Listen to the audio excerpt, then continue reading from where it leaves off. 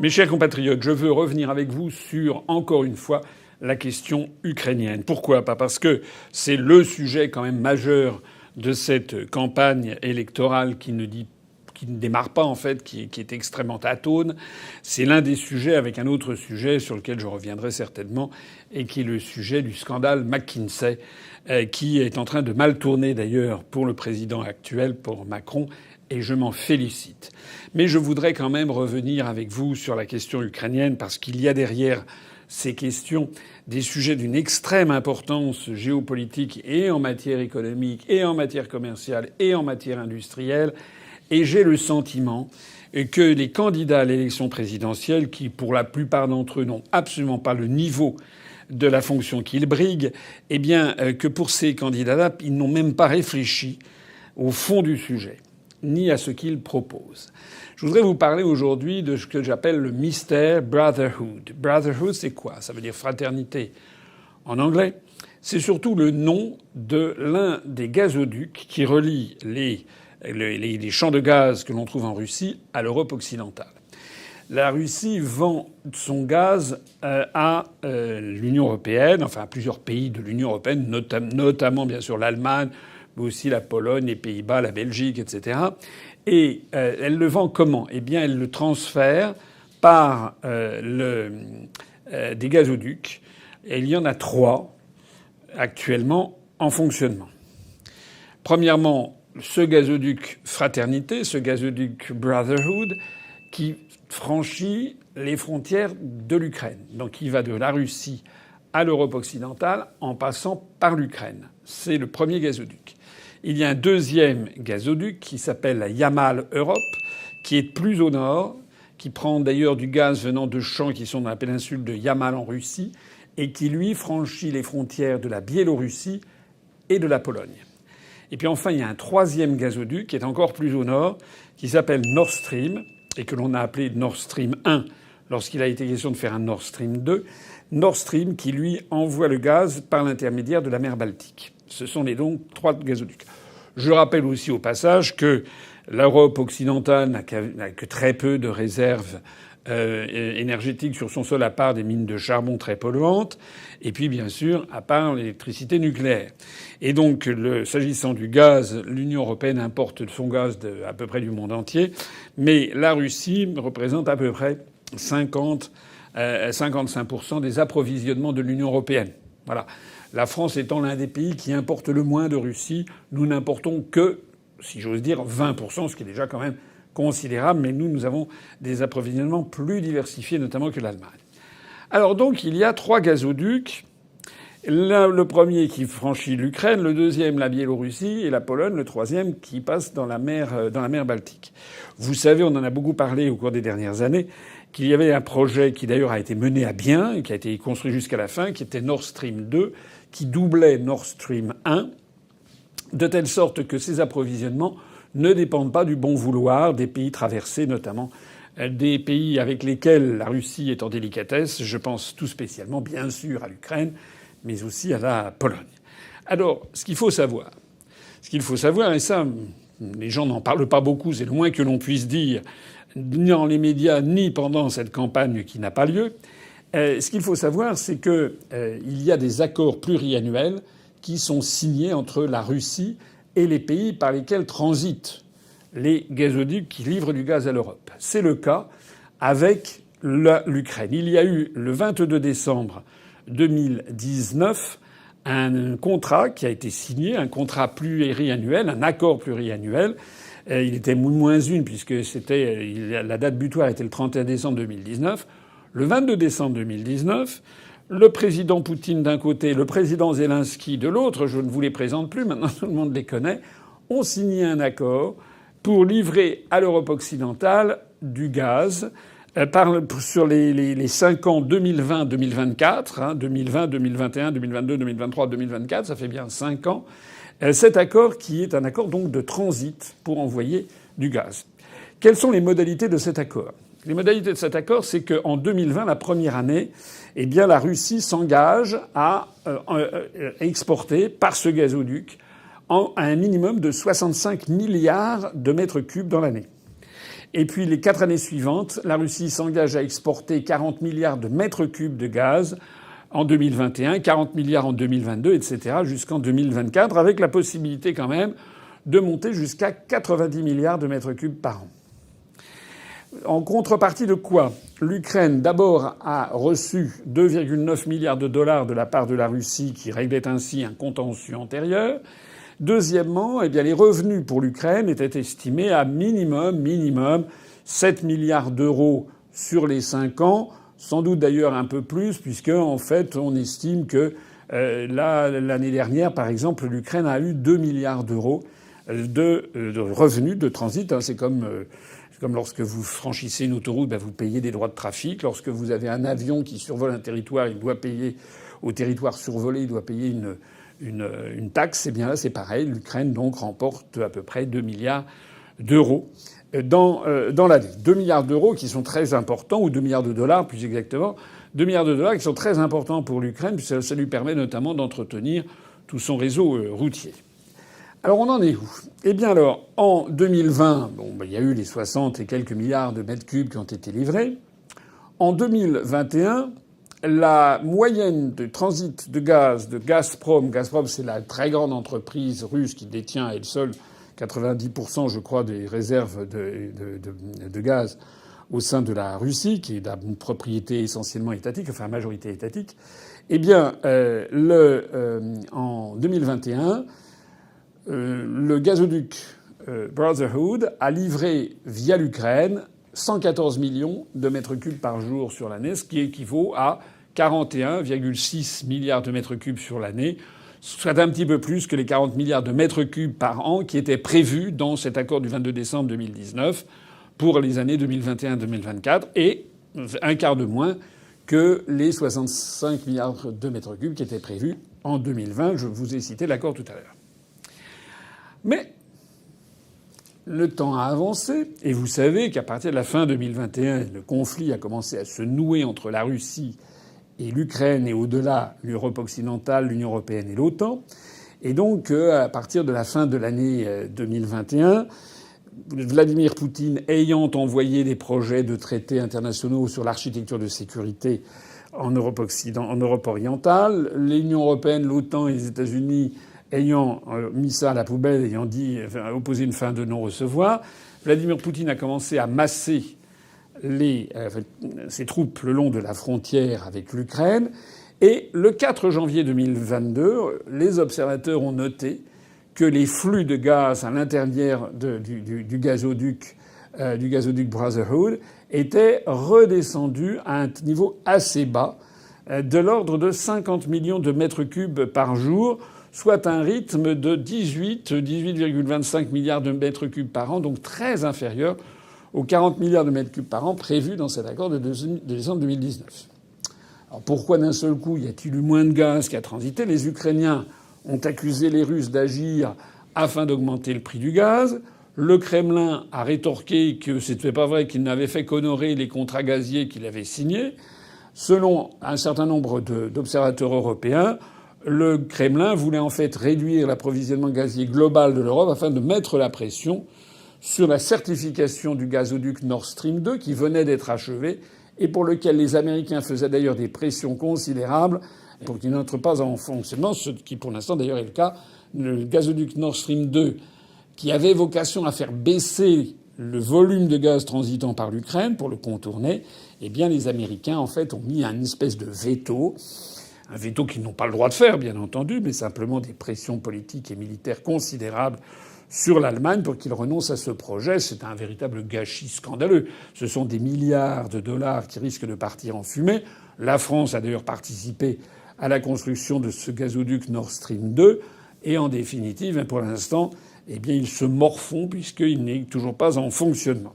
L'une des raisons pour lesquelles d'ailleurs les États-Unis s'opposent à Nord Stream 2, c'est parce qu'ils ont bien compris que ce Nord Stream 2, qui a été voulu par l'Allemagne et par la Russie, permet d'augmenter le contournement des pays centraux et notamment le contournement de la Pologne et encore plus le contournement de l'Ukraine. Or, les États-Unis qui au même moment, essayait depuis un certain nombre d'années de pousser l'Ukraine à entrer dans l'OTAN et à en faire finalement la base avancée des intérêts américains contre la Russie, ce que Poutine ne veut pas, eh bien les Américains ont compris que Nord Stream 2 menaçait directement l'économie ukrainienne.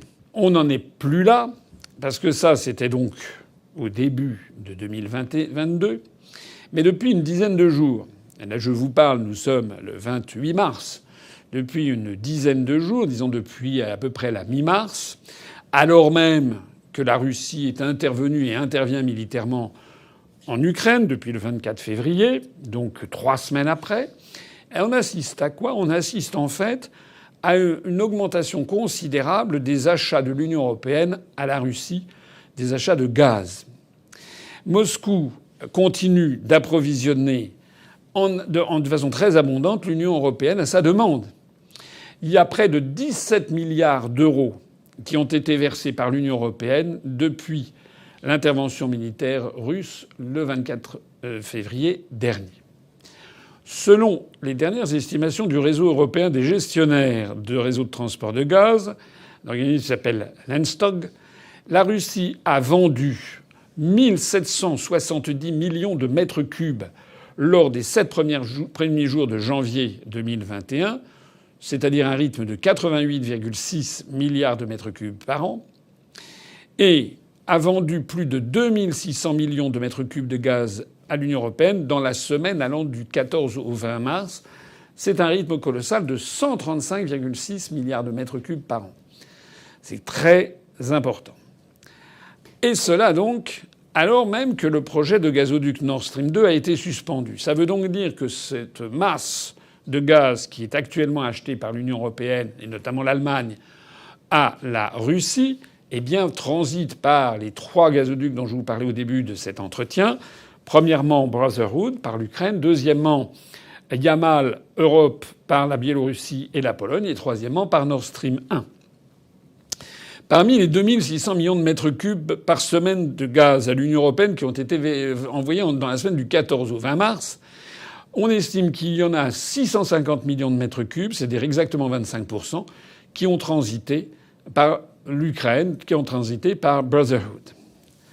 Alors tout ceci m'amène à faire quand même quelques commentaires qu'il est quand même extravagant que je sois obligé de faire moi et que ce ne soit pas les grands médias français qui le fassent pour la population et que ce ne soit pas non plus d'ailleurs les candidats à l'élection présidentielle dont à mon avis aucun d'entre eux n'a dû se pencher sur cette question qui est pourtant absolument stratégique.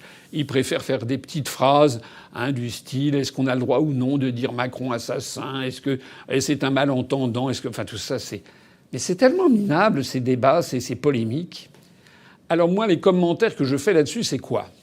C'est premièrement que le gaz vendu par la Russie à l'Union européenne a augmenté au cours des dernières semaines. Donc tout le bins que l'on nous raconte sur les sanctions, sur ça va être terrible, sur ci et sur ça, eh bien c'est de la gnognotte. En fait, l'Union européenne ment. En fait, on l'a su un petit peu dans la presse, mais on n'en a pas tiré toutes les conclusions.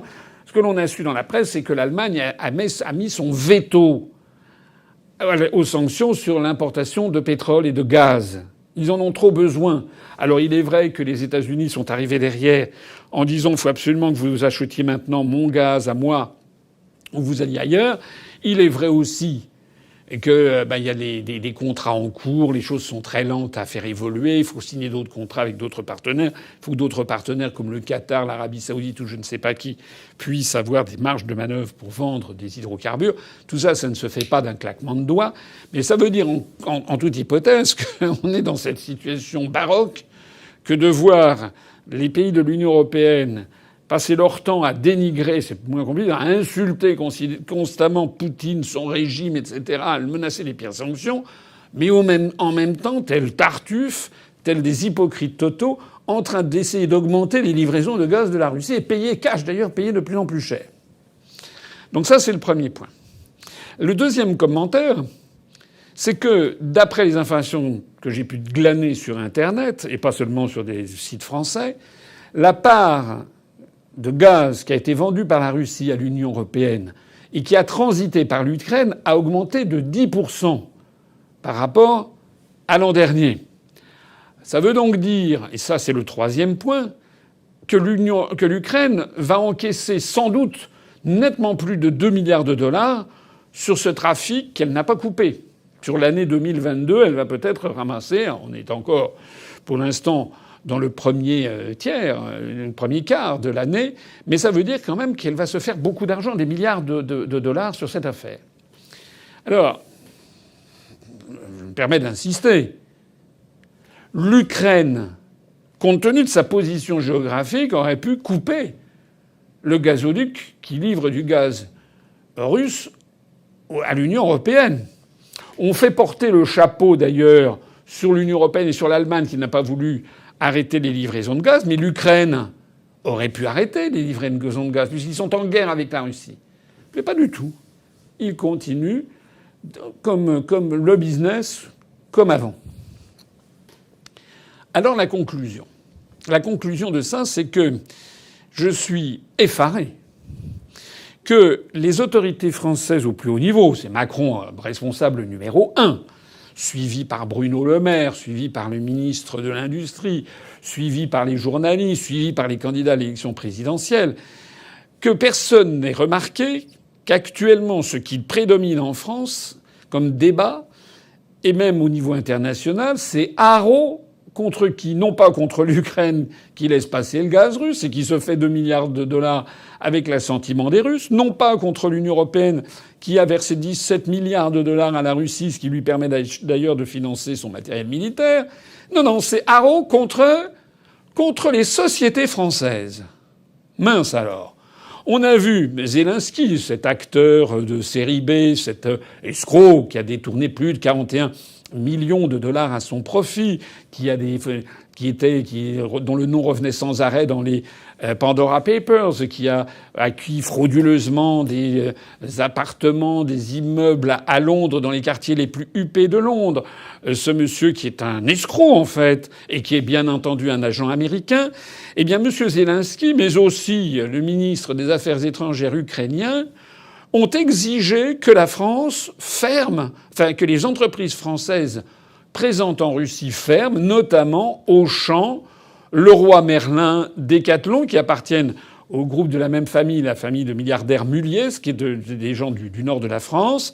On a vu, par exemple, le ministère de la Défense ukrainien qui s'est fendu d'un tweet absolument ravageur qui a dit « Leroy Merlin est devenu la première entreprise au monde à financer le bombardement de ses propres magasins et à tuer ses propres employés. C'est une cupidité inhumaine et déchirante. » C'est vraiment scandaleux.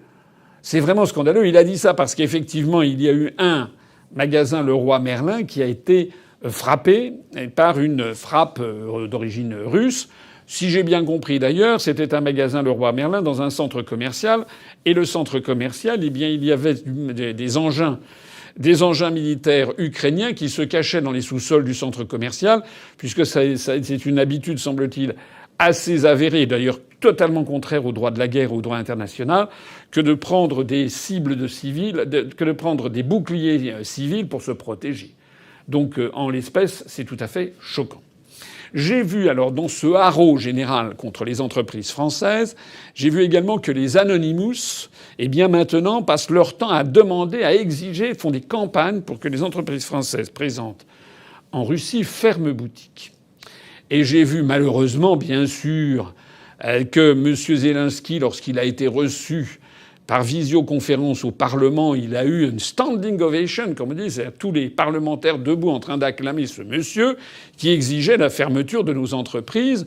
Le même Zelensky qui, pendant qu'il exige la fermeture des entreprises françaises, ramasse du pognon avec les Russes sur la livraison de gaz par l'intermédiaire du gazoduc Brotherhood. Est-ce que vous voyez l'immensité de l'escroquerie ? C'est fascinant. Ce qui me fascine aussi, c'est de voir la crétinerie collective de notre représentation nationale. Ce qui me fascine, c'est de voir 14 parlementaires, je crois, ou élus de EELV qui sont allés devant le siège de Total ou je ne sais pas quoi pour réclamer sur l'air des lampions la fermeture des entreprises françaises. Il faut regarder les choses en face. C'est une escroquerie et il y a derrière des intérêts très importants. Et je voudrais parler des entreprises, justement, et de leurs réactions. Le groupe de la famille Mulliez, c'est-à-dire Auchan, Decathlon, Leroy Merlin, ce sont des magasins qui sont extrêmement présents dans toute la Russie. C'est un développement international qui a très bien réussi au groupe Mulliez. Bon. La famille Mulliez, qui a reçu des pressions colossales, a dit qu'il resterait en Russie. Alors c'est un scandale, comment pouvez-vous? Alors là, évidemment, on va montrer des photos de personnes tuées, etc. Bien sûr que les photos de personnes tuées, c'est épouvantable. Mais enfin, la politique internationale, la politique de façon générale, on ne donne pas dans l'émotionnel. Est-ce qu'on montre également, toujours la même ancienne, toujours la même histoire, est-ce que l'on montre les photos des personnes dans les républiques de l'Est, les républiques russophones qui ont été tuées? Est-ce qu'il y a des tués qui valent plus que d'autres? Est-ce que l'on montre par ailleurs les ravages des guerres américaines? Non. Il s'agit donc d'un procédé assez classique, en fait, d'intimidation, de manipulation de l'opinion publique, où l'on met en avant des photos effectivement touchantes, mais pour s'attaquer à des intérêts économiques et financiers considérables.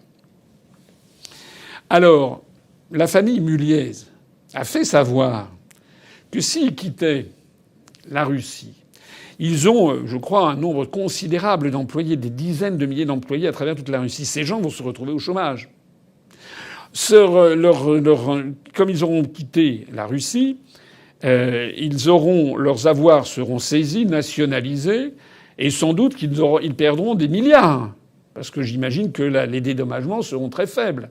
Je signale également que bonjour pour revenir un jour en Russie après s'être parti comme ça, comme un malpropre, en disant non, la Russie ça sent trop mauvais, je n'y vais plus.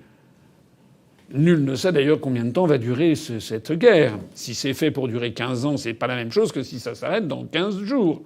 Et si ça s'arrête dans 15 jours, vous imaginez l'incroyable mauvaise gestion, l'incroyable délire que représentait le fait de saboter des investissements français qui se sont étalés sur peut-être 20 ans pour avoir un des principaux réseaux de distribution en Russie, que ce soit pour des matériels de sport comme Decathlon, que ce soit pour le matériel pour la maison avec Leroy Merlin, que ce soit l'alimentation ou bien des vêtements, etc., avec le groupe Auchan. Et tout ceci, pourquoi? Tout ceci parce que il faudrait se saborder comme ça pour une idée générale, au moment même où le gouvernement de Kiev fait ses affaires avec le gouvernement de Moscou pour laisser passer du gaz. Quand même des limites à la jobardise. D'autant plus que je suis désolé, mais si on ferme Auchan, ou si on ferme Decathlon, ou si on ferme Leroy Merlin, qui c'est qui sera pénalisé? Ça sera le peuple russe, qui pourra pas aller manger, qui pourra moins aller manger, et qui aura du mal à se trouver des fournitures sportives. Donc ça participe de quoi, en fait? Est-ce qu'il y a des gens qui croient vraiment que le peuple russe est un peuple qui je ne sais pas, un peuple de mijaurés qui, à partir du moment où ils pourraient pas s'acheter comme ça un t-shirt de chez Decathlon, aussitôt vont faire pression sur leurs élus politiques pour qu'ils changent de politique? Non. Non. Le peuple russe est connu depuis des siècles pour sa capacité à endurer, à souffrir pour la patrie. Il voit les choses comme ça. C'est un peuple qui n'a pas l'habitude, c'est le moins que l'on puisse dire, de la démocratie à l'occidentale. Ils ne l'ont jamais eu. Voilà. Avant, c'était sous les tsars, c'était la loi du Knut. Ça s'était pas beaucoup amélioré d'ailleurs. C'était des autocrates. Voilà. Que ce soit la dynastie des Romanov ou la dynastie antérieure. Et puis après, l'Union soviétique, c'était pas non plus une grande démocratie. Et puis finalement, le régime actuel, même si ce que je vais dire là va faire pousser des cris d'orfraie, c'est sans doute, dans toute l'histoire de la Russie, le régime le moins dictatorial qui soit. Je m'avance un petit peu, mais c'est la vérité. C'est quand même il y a quand même des partis politiques qui peuvent concourir.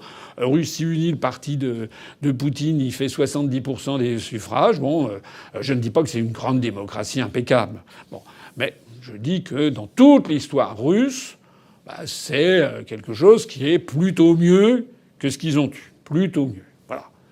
Mais surtout, ce que je dis, c'est que la fermeture de ces entreprises françaises ne changerait strictement rien, sauf pour des entreprises d'autres pays étrangers qui se diraient je vais prendre la place ensuite. Il y a un grand proverbe français qui dit qui va à la chasse perd sa place. Mais si les Français se retirent de la grande distribution Auchan, Leroy Merlin ou Decathlon, il y aura évidemment d'autres entreprises qui prendront la suite. D'abord, les installations qu'ils ont créées seront reprises, nationalisées, peut-être revendues à des oligarques. Et donc ce seront des entreprises russes qui reprendront à leur compte tout le savoir-faire des entreprises françaises. Et donc en fait, ça ne changera pas forcément grand-chose pour le peuple russe. Ou alors, eh bien, il y aura des entreprises chinoises, coréennes, ou je ne sais pas quoi, ou singapouriennes, qui viendront et qui prendront la place. Je note que le groupe Muliez, qui est un groupe privé, a dû regarder bien la situation de façon rationnelle et a donc dit à l'État français d'aller se faire voir et qu'ils ne retireraient pas leur société de Russie. Et je les approuve. Et je trouve d'ailleurs que de ce point de vue-là, le MEDEF, qui normalement est censé défendre les entreprises françaises, aurait dû monter au créneau pour dire que ça suffit, les entreprises, de déstabilisation de l'économie et de l'industrie française à l'étranger. Parce qu'à chaque fois, il y a toujours une bonne raison. Total, par exemple. Total, c'est pareil. Total, maintenant, il faudrait que Total quitte la Russie. Et on dit, regardez, BP ou Shell ont quitté la Russie, il faut que Total fasse pareil. Oui, sauf que c'est pas du tout pareil. Parce que BP ou Shell envisageaient déjà depuis un certain nombre d'années de retirer de Russie. Ils ont d'autres projets. Ils ont pas, vous savez, une entreprise, elle fait des choix géostratégiques. C'est surtout ces très grands groupes pétroliers qui ont ce qu'on appelle des global players, c'est-à-dire des joueurs mondiaux, pour parler dans le jargon des marchés financiers.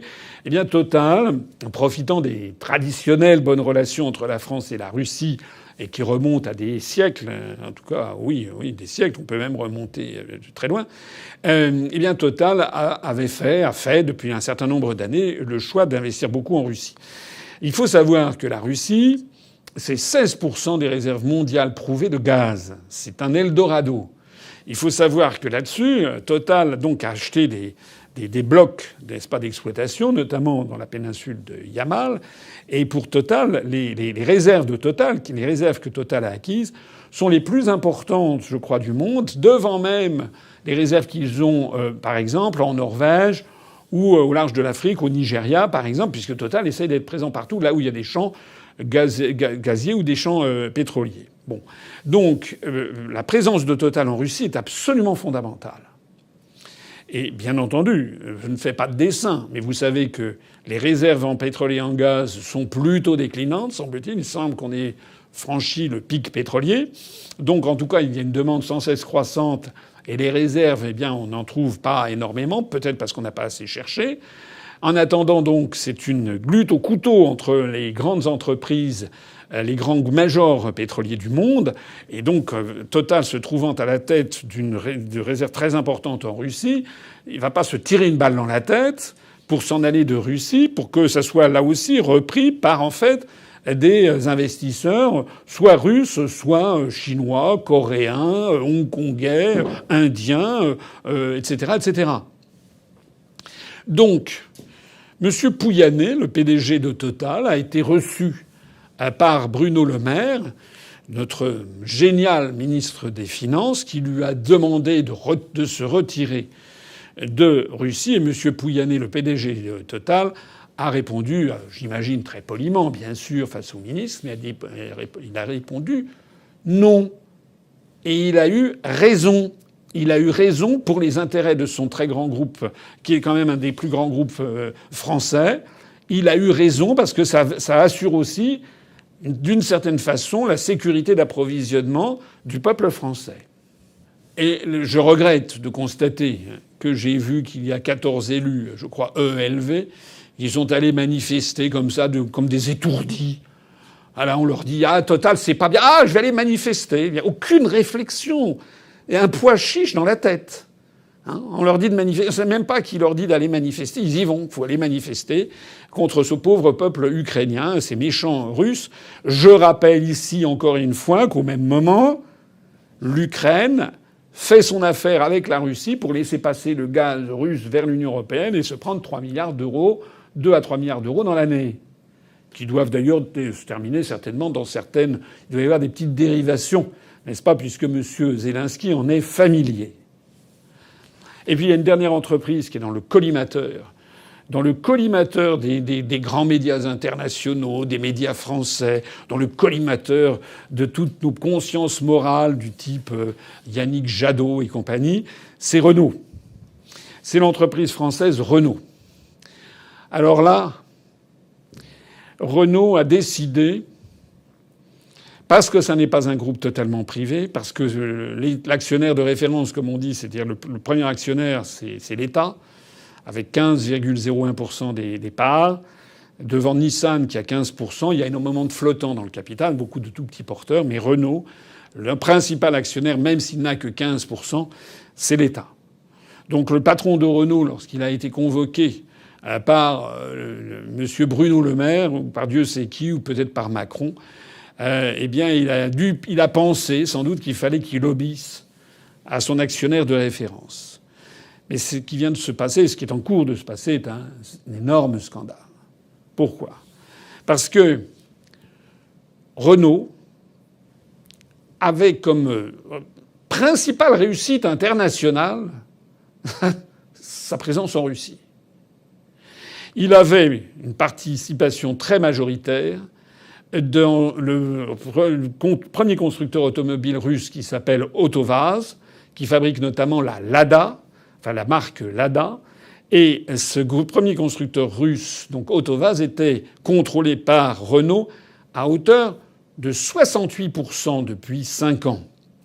C'est-à-dire que la France possède, enfin la France, Renault possédait à 15% par l'État français, Renault possède 68% du capital de premier fabricant d'automobiles en Russie. C'est la plus importante base stratégique de Renault en dehors de l'Europe. Donc, se retirer de Russie, c'est un suicide. C'est plus qu'une catastrophe, c'est un suicide pour Renault. La Russie est le deuxième débouché commercial mondial pour Renault après la France. En 2021, Autovaz, donc propriété à 68% de Renault, a fabriqué 482 200 véhicules, dont 350 700 Lada. Avec les exportations, Autovaz a écoulé au total 385 200 véhicules. La Russie représente donc 18% des volumes totaux de vente du groupe Renault, juste derrière la France qui est à 19%. Et largement devant les autres marchés du monde. Puisque l'Allemagne ne représente que 6,6% des ventes de Renault, l'Italie 5,7%, le Brésil 4,7%, la Turquie 4,3%, l'Inde 3,5%. La Russie 18%. Les deux sites de fabrication automobile d'Autovaz se situent à Ijevsk et à Togliatti. Togliatti, qui est une ville de Russe qui a été baptisée du nom du secrétaire général du Parti communiste italien dans les années 50, Togliatti, où ce sont des villes industrielles. Il y a au total 40 000 salariés qui travaillent pour ce groupe Autovaz, possédé à 68% par Renault. Et ils ont produit l'an passé 412 300 véhicules, y compris des Logan, des Sandero pour Renault. C'est la principale usine à l'étranger, les deux principales usines à l'étranger. L'usine roumaine de Renault en Roumanie, à Pitezzi, qui fabrique des Dacia, n'a fabriqué que 257 000 véhicules. L'usine turque à Bursa de Renault, 248 000 véhicules. L'usine à Tanger au Maroc de Renault, 230 000 véhicules. Au Brésil, à Curitiba, l'usine Renault n'a produit que 178 000 véhicules. Donc les deux usines russes, la principale étant à Togliatti, à elle seule, avec 286 700 véhicules, c'est la première usine de Renault dans le monde avant même la France, puisque le premier site de fabrication de Renault en France, c'est celui de Batilly, qui est spécialisé dans les utilitaires et qui a culminé à 142 000 véhicules fabriqués en 2021. Voilà. Alors, normalement, avec un fleuron de cette nature, Renault devrait évidemment rester en Russie, bien sûr. Et pourquoi Renault a-t-il annoncé qu'il allait s'en aller? Uniquement parce que le président a été convoqué par Macron ou par Bruno Le Maire en tant qu'actionnaire de référence. Il a dû dire: cher ami, vous comprenez, pour des hautes raisons politiques, eh bien, il faut fermer boutique. Alors, je dis que non. Ça, c'est un véritable scandale. Et je voudrais conclure cet entretien ici de façon tout à fait déterminée. Un chef d'État, ça n'est pas quelqu'un qui est là, qui fait des virevoltes, comme un danseur mondain qui fait une espèce de valse et qui écoute l'air du temps. Et puis il y a Monsieur Joseph Robinette Biden qui proteste, qui dit voilà, on a les Allemands qui froncent le sourcil, et donc d'un seul coup, il n'y a plus personne, il n'y a plus aucun courage, et on se dit très bien, oui, il faut absolument, voilà, sans rien étudier du dossier, on va effectivement fermer Renault. Non. Un véritable chef d'État, c'est quelqu'un qui sait dire non. Comme l'avait fait De Gaulle, dire non lorsque les intérêts les plus fondamentaux de la France sont en jeu. Et même d'ailleurs lorsque les intérêts des Français sont en jeu, sans même forcément qu'ils soient fondamentaux. Parce que si on a un président de la République qui ne défend pas les intérêts des Français, qui est-ce qui va les défendre à sa place? Donc il faut absolument que le prochain président de la République, personnellement, j'espère évidemment, que ce sera surtout pas Macron. Surtout pas 10 ans de Macron, parce qu'il n'y aura plus de France. Mais j'espère que le prochain président de la République, l'une des premières décisions qu'il devrait prendre, c'est de convoquer le président de Renault et de dire non. C'est l'actionnaire de référence qui est l'État vous demande de rester en Russie. Et comme l'élection est finalement assez proche, puisque nous sommes le 25 mars, puis le premier tour c'est le 10 avril, le deuxième tour le 24 avril, donc dans un mois, eh bien on saura qui est le prochain président. Eh bien j'espère que le président de Renault a eu l'habileté de faire passer le message aux autorités russes que s'ils attendent peut-être encore un mois, peut-être que ça ne sera pas le même président. J'espère aussi que les Russes accepteraient volontiers que Renault revienne sur sa décision et décide de rester en Russie. Puisque, encore une fois, je reviens là-dessus, que je ne veux plus entendre qui que ce soit m'expliquer que c'est quand même scandaleux ce que je dis parce que il y a des morts en Ukraine et que je suis insensible. Non. Le premier à être insensible aux morts en Ukraine, c'est M. Zelensky. Et c'est M. Biden.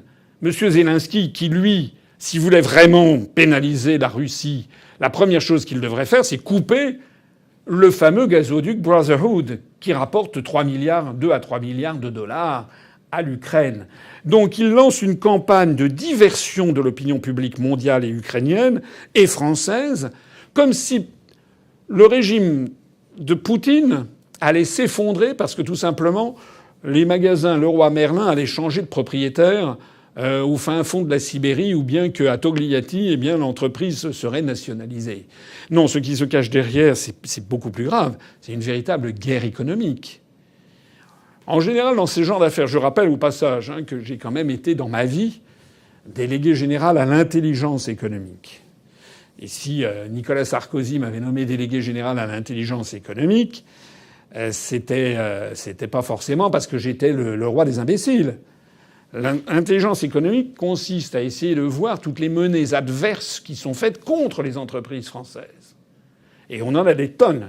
L'histoire du benzène dans le Perrier, par exemple.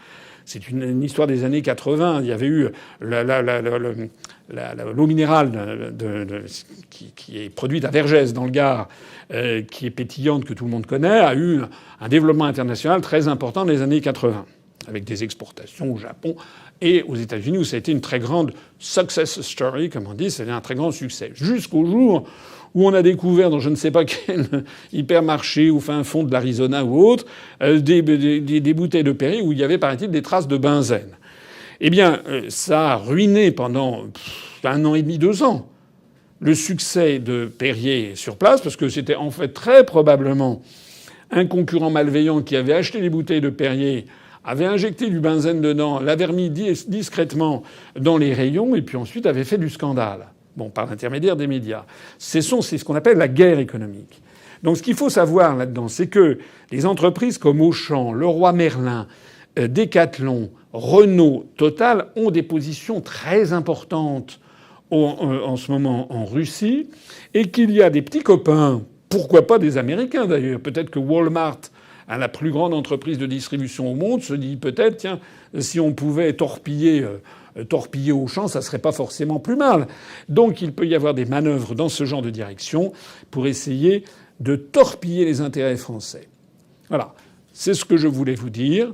Je suis accablé devant l'incompétence, l'irréflexion des élites qui nous dirigent.